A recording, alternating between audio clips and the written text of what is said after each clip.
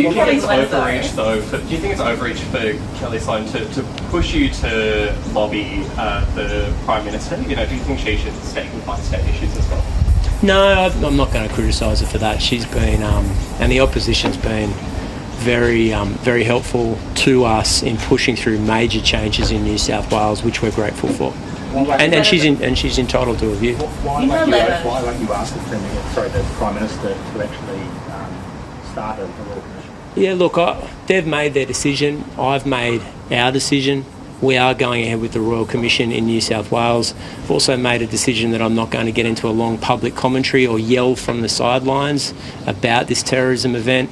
I've got massive responsibilities in New South Wales, and that's got to be my focus. I'm responsible for the New South Wales government, and I'm going to act as I see best for our state. In Kellie Sloane, she says you're in a unique position to recommend and influence the Prime Minister's decision on this matter.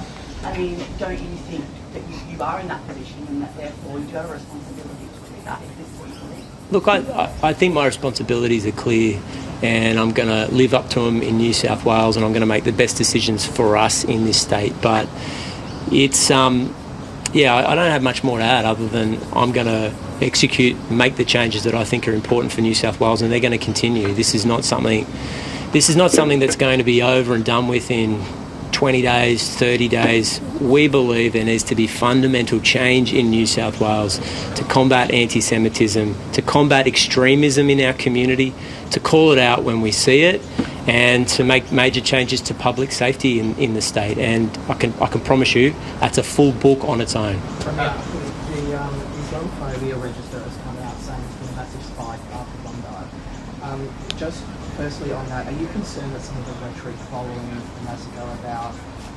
pro-Palestinian protesters being hateful or hate speech kind of evolving from those protests to the opposition using stuff like radical Islam or blaming people, or coming out against these being issued to people in Gaza, for example? Is that inflaming some of the tensions with our Muslim community? Look, I want to make it clear that these are complicated issues and we need to deal with them as we see them. And I said yesterday, and I've said repeatedly, particularly when I went to a mosque the other day with Jewish leaders, that any form of racism, any form of Islamophobia, hatred in our community, we will combat, regardless of your race, regardless of your faith, regardless of your religion. That's got to be a fundamental principle.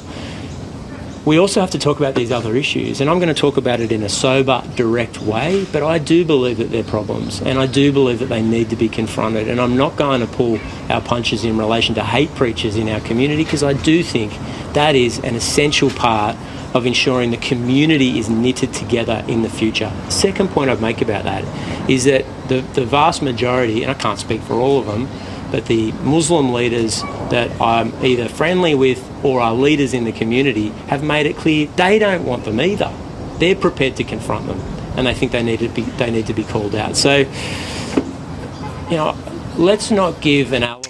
That was the New South Wales Premier Chris Minns there, not quite wanting to be drawn on calls from the New South Wales Opposition leader Kellie Sloane for him to pressure the Prime Minister to call a federal royal commission in the wake of the Bondi terror attack.